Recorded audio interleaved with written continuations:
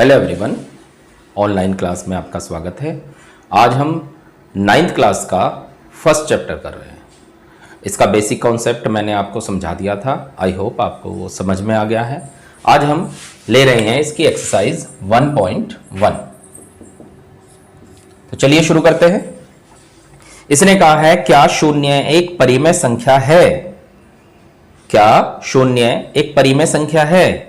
क्या इसे आप p बटा q के रूप में लिख सकते हैं, जहां p और q पूर्णांक है और q जो है 0 के बराबर नहीं है। तो याद कीजिए, मैंने आपको रेशनल नंबर बताया था, यानी कि परिमेय संख्या में क्या बताया था कि जिन्हें हम p बटा q के रूप में लिख सकते हैं। अब ये हमसे कह रहा है कि 0, तो क्या 0 एक परिमेय संख्या है? अब देखो, मैंने आपको कुछ एग्जाम्पल भी दिए थे। मैंने आपको कहा था 1 2 3 4 ये परिमेय संख्या होती है, याद है ना? ये परिमेय संख्या होती है। क्यों होती है? क्योंकि हम इनके बटे में 1 लिख सकते हैं। बटे में 1 लिखने से इन पे कोई फर्क नहीं पड़ेगा। सेम वही बात हमारी 0 के साथ है। 0 को हम 0 बटा 1 लिख सकते हैं, ठीक है? और ये पूर्णांक है, 0 भी पूर्णांक है, 1 भी पूर्णांक है, और नीचे वाला हिस्सा वो 0 के बराबर नहीं है। तो ये तो p बटा q के रूप में लिख लिया आपने, और q यानी कि 1 जो है वो 0 के बराबर नहीं है। तो अतः 0 एक परिमेय संख्या है, ठीक है? तो 0 एक परिमेय संख्या है। नेक्स्ट, ये दे रखा है इसने हमें 3 और 4 के बीच में 6 परिमेय संख्या बताइए। 3 व 4 के बीच 6 परिमेय संख्या, यानी आपको 3 और 4 के बीच में 6 रेशनल नंबर बताने हैं। कितने बताने हैं? 6 रेशनल नंबर, ठीक है?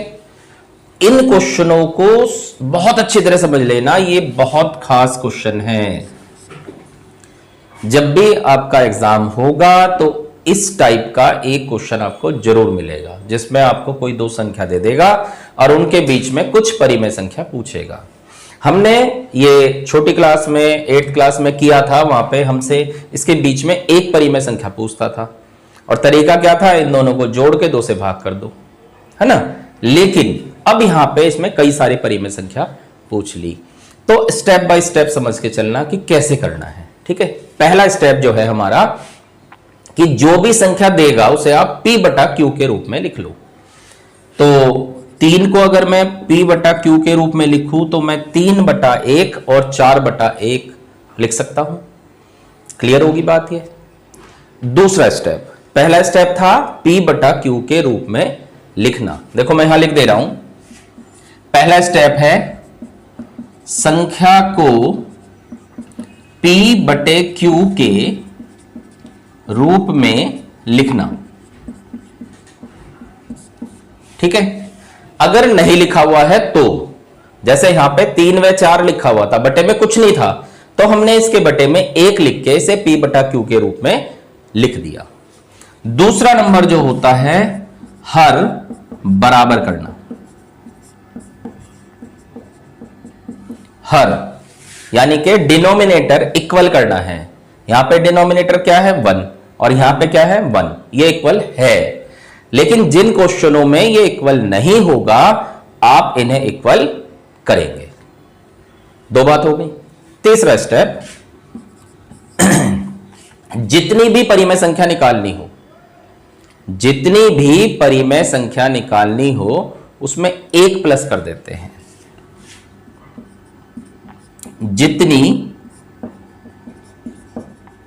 परिमेय संख्या ज्ञात करनी हो उसमें 1 जोड़कर ऊपर व नीचे गुणा कर देते हैं। ये ध्यान रखना, ये तीनों स्टेप। सबसे पहला आपको संख्या को p बटा q के रूप में लिखना है अगर नहीं है तो। दूसरा, उनके हर बराबर करने हैं अगर नहीं है तो। तीसरा, जितनी भी परिमेय संख्या पूछ रहा है, कितनी पूछ रहा है, यहां पे 6 पूछ रहा है, तो हम लिखेंगे अंश व हर दोनों में 6 तो कहा था, उसमें 1 जोड़ दो, 7 से गुणा करने पर। देखो यहां पे था 3/1, इसे ऊपर नीचे हमने 7 से गुणा कर दिया। यहां पे था 4/1, इसे ऊपर नीचे हमने 7 से गुणा कर दिया। तो ये हो गया 21/7 व 28/7। क्लियर होगी बात? ध्यान से एक बार मैं रिपीट कर दे रहा हूं दोबारा। 3 व 4 के बीच में 6 परिमेय संख्या पूछी थी। सबसे पहले हमें इसे P/Q के रूप में लिखना था, क्योंकि बटे में कुछ नहीं है तो हमने बटे में 1 करके लिख दिया। दूसरा स्टेप है, हमें हर बराबर करने थे, यहां पे ऑलरेडी हर बराबर है। तीसरा स्टेप है, जितनी परिमेय संख्या पूछता है उसमें 1 जोड़कर, यानी कि 7 आ गया, 7 से आप ऊपर नीचे गुणा कर देंगे, ये 21/7 बन गया, ये 28/7 बन गया। अब हमें क्या करना है, इनके बीच 6 परिमेय संख्या ज्ञात करनी है। 6 परिमेय संख्या, तो बस लिख दो 21 और 28 के बीच में। 21 के बाद क्या आता है, 22, तो 22/7, 23/7, 24/7, 25/7 और 26/7। 1 2 3 4 5, 21 और 27/7, 6 हो गए। 1 2 3 4 5 6 परिमेय संख्या हो गई। इजी है, बहुत ध्यान से समझो। एक क्वेश्चन और कराता हूं मैं, फिलहाल इसे, इस वाले को, जो ये पॉइंट को, ये आप नोट कर लेंगे, ठीक है? इसे मैं रब कर देता हूं, इसे नोट कर लेंगे। उससे क्या होगा, जब भी आप किसी क्वेश्चन को करने लगेंगे तो इन चीजों को देखते रहे तो आपको दिक्कत नहीं होगी। स्टेप बाय स्टेप करते रहे, कोई समस्या नहीं होगी। तो फिलहाल चलते हैं हम नेक्स्ट क्वेश्चन पे। वो कह रहा है 3/5 व 4/5 के बीच 5 परिमेय संख्या। तो समझते हैं। पहला स्टेप मैंने क्या बताया था, दोनों को आपको P/Q के रूप में लिखना है। तो फ्रैक्शन में ही है, P/Q के रूप में ही लिखा हुआ है, हमें कुछ नहीं करना। पहला स्टेप हो गया। दूसरा स्टेप क्या है, दोनों के हर बराबर करने हैं। यहां ऑलरेडी पहले से ही हर बराबर है, कुछ नहीं करना आपको। तीसरा स्टेप क्या था, जितना भी परिमेय संख्या कहता है उसमें 1 जोड़ देंगे। तो क्या लिखूं मैं, अंश व हर दोनों में 5 + 1 यानी कि 6 से गुणा करने पर। ये 3/5 लिखा हुआ है, इसे भी 6 से गुणा करेंगे ऊपर नीचे, और ये 4/5 लिखा हुआ है, इसे भी 6 से गुणा करेंगे ऊपर नीचे। तो ये आ गया 6 × 18/30 व 6 × 24/30। ठीक है, अब ये संख्या आ गई। अब इनके बीच में हमें 5 परिमेय संख्या बतानी है। इनके बीच 5 परिमेय संख्या कौन कौन सी होगी, 18 के बाद 19/30, 20/30, 21/30, 22/30, 23/30, 1 2 3 4 5। ठीक है, क्लियर है, इजी है, समझ में आ गया किस स्टेप से करना है। आप बहुत ध्यान से समझेंगे, वीडियो को पॉज करेंगे, रोकेंगे, रोक के देखेंगे या रिवाइंड करके उसे बात को सुनेंगे और समझेंगे, क्वेश्चन आप बड़े आराम से कर सकते हैं। बहुत इजी है और बहुत खास क्वेश्चन है। ठीक है, इसके बाद इसमें कुछ एक्स्ट्रा है, वो मैं आपको अलग से एक क्वेश्चन करा देता हूं। देखो, अब तक हमने कितने टाइप करे, 2 टाइप करे इन क्वेश्चनों के। पहला टाइप क्या था, जब बटे में इनके कुछ नहीं था, यानी सिंपल संख्या थी। जैसे कि एक संख्या दे दी 3 व 4, इनके हर में कुछ नहीं था। एक तरीका तो ये करा हमने। एक तरीका था कि मान लो जैसे इसके नीचे और इसके नीचे भी ये हर बराबर बराबर थे, ठीक है। अब एक टाइप ऐसा करेंगे जिसमें ये हर बराबर नहीं होगा। ये एक्स्ट्रा क्वेश्चन है, आप अपनी तरफ से इसे कर सकते हैं, इसे देखेंगे, क्योंकि हो सकता है इस टाइप का भी आ जाए। 2/3 व 3/5 के बीच 5 परिमेय संख्या पूछी उसे, ठीक है। ध्यान समझें, 2/3 व 3/5 के बीच में 5 परिमेय संख्या बतानी है हमें। तो सबसे पहला स्टेप क्या है? सबसे पहला स्टेप होता है इसे P/Q के रूप में लिखना। तो देखो ध्यान से, P/Q के रूप में लिखा हुआ है ना। दूसरा स्टेप क्या था? इनके हर बराबर करने हैं, है ना। यहां पे है 3 और यहां है 5, हर बराबर तो नहीं है, तो हर बराबर करेंगे। करने के लिए क्या करेंगे? इनका लघुत्तम लेंगे। 3 व 5 का एलसीएम, लघुत्तम कैसे लिया जाता है? ऐसे लिया जाता है, 3 एकम 3, फिर 5 में चलाएंगे, 5 एकम 5, तो 15 आ गया इनका लघुत्तम। अब इसको 15 बनाने के लिए ऊपर नीचे 5 से गुणा, और इसको 15 बनाने के लिए ऊपर नीचे 3 से गुणा। तो 5 दूनी 10/15 व 3 तिया 9/15। देख लो ध्यान से, आराम से समझ लो इसे। हमारा पहला स्टेप क्या होता है? P/Q के रूप में लिखना है ये। दूसरा स्टेप क्या होता है? हमें इसके हर बराबर करने, कर लिया। तीसरा स्टेप क्या होता है? अब इनके हर बराबर तो कर लिया, तीसरा स्टेप क्या है कि अंश व हर में, अंश व हर दोनों में कितने? 5 परिमेय पूछी थी ना, तो उसमें एक जोड़ देंगे, 6 से गुणा करेंगे। तो ये था हमारा 10/15, इसे हमने 6 से गुणा कर दिया। और ये है हमारा 9/15, इसे हमने 6 से गुणा कर दिया।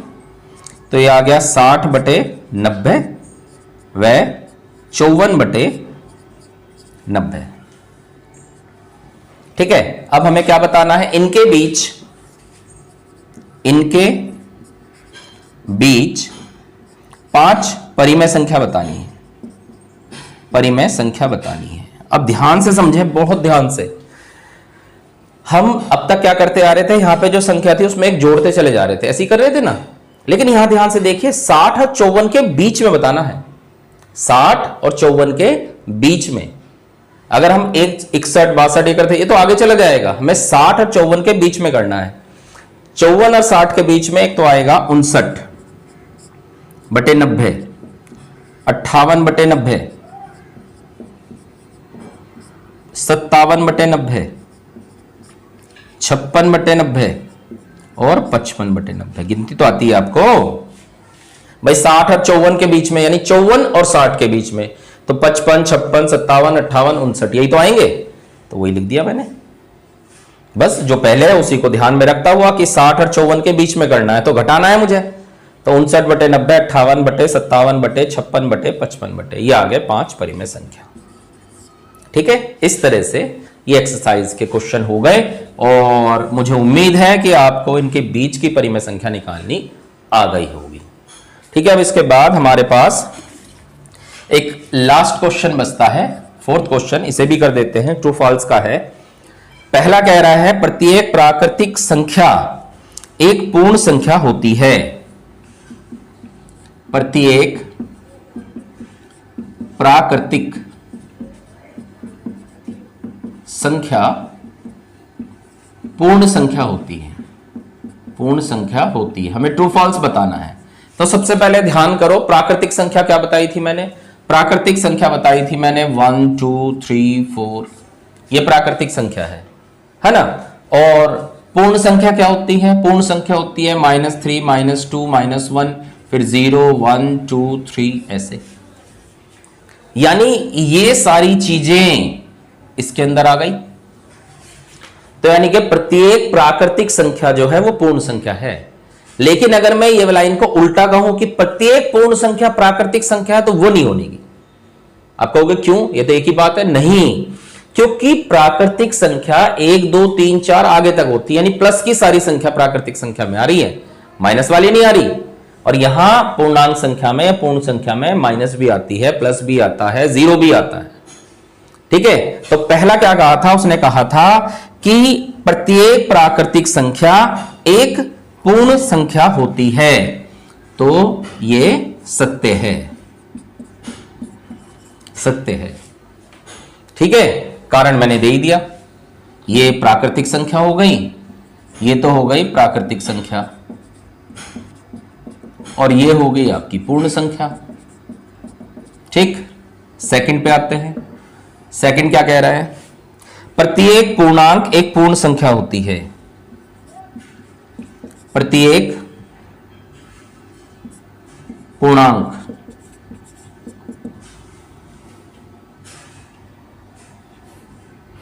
प्राकृतिक संख्या, दूसरी है प्रत्येक प्राकृतिक संख्या, सॉरी, दूसरा है प्रत्येक पूर्ण संख्या प्राकृतिक संख्या होती है, संख्या होती है। यानी वही जो मैंने बात पूछी थी उसका उल्टा पूछ लिया। प्रत्येक पूर्ण संख्या प्राकृतिक संख्या होती है, हो ही नहीं सकता। प्रत्येक पूर्ण संख्या प्राकृतिक संख्या कैसे होगी, असत्य है। क्यों असत्य है, मान लो -3 आ जाए तो -3 प्राकृतिक संख्या नहीं है, -3 प्राकृतिक संख्या नहीं है, इसलिए यह असत्य है। तीसरा क्या कह रहा है, तीसरा कह रहा है प्रत्येक परिमेय संख्या एक पूर्ण संख्या है। प्रत्येक परिमेय संख्या पूर्ण संख्या है।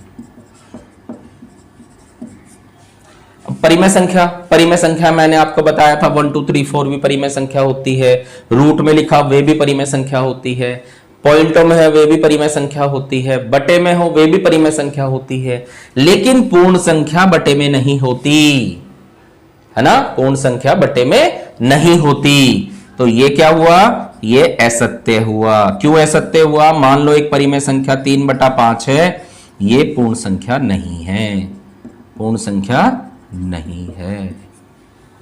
ठीक है, और अगर मैं इसका उल्टा पूछूं तो वो सत्य हो जाएगा, क्योंकि सारी की सारी पूर्ण संख्या परिमेय होंगी। परिमेय में ही तो चॉइस है, परिमेय संख्या में ही तो चॉइस दे रहा हूं मैं आपको।